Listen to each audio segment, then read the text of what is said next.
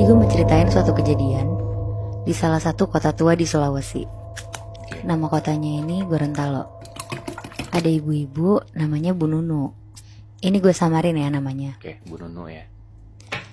Bu Nunu ini umurnya sekitar 45 tahun. Karena suaminya juga udah meninggal, jadi Bu Nunu tinggal sendiri. Oke, dia nggak punya anak juga gitu nih? Ada Moy, jadi dia tuh punya 2 anak cewek, tapi masing-masing udah berkeluarga dan tinggal di Makassar. Oh, iya. Karena Bu Nunu cuma tinggal sendiri dan posisinya gak kerja apa-apa, jadi Bu Nunu ini hidup dari sisa tabungan uang suaminya. Sampai akhirnya Bu Nunu ini kangen banget sama anak-anaknya. Dia pengen banget ketemu anak-anaknya yang ada di Makassar. Dia masuk kamarnya, ngitung sisa tabungannya. Ternyata tabungannya juga gak cukup untuk beli tiket pulang pergi. Bu Nunu sedih banget, dia nangis sendirian. Dia ngerasa anak-anaknya udah gak peduli lagi sama dia. Di situ Bu Nunu sempat kepikiran, apa iya dia ngakhirin hidupnya dia aja. Tiba-tiba ada yang ngetok-ngetok pintu rumahnya.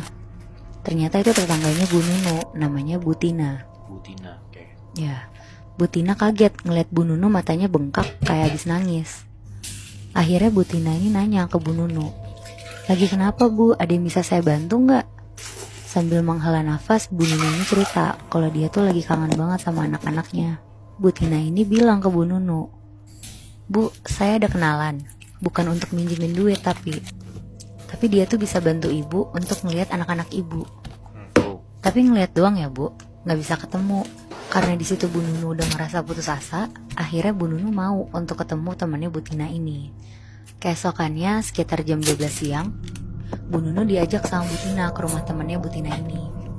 Kita sebut aja nama temannya ini Pak Burhan. Bu Nunu cerita ke Pak Burhan tentang keluh kesahnya mau ketemu anak-anaknya. Terus Pak Burhan ini nanya ke Bu Nunu, Bu, tapi ini gak semudah itu ya. Ibu emang gak harus bayar saya pakai uang untuk melihat anak-anak ibu. Yang penting ibu setuju dan ikutin arahan saya.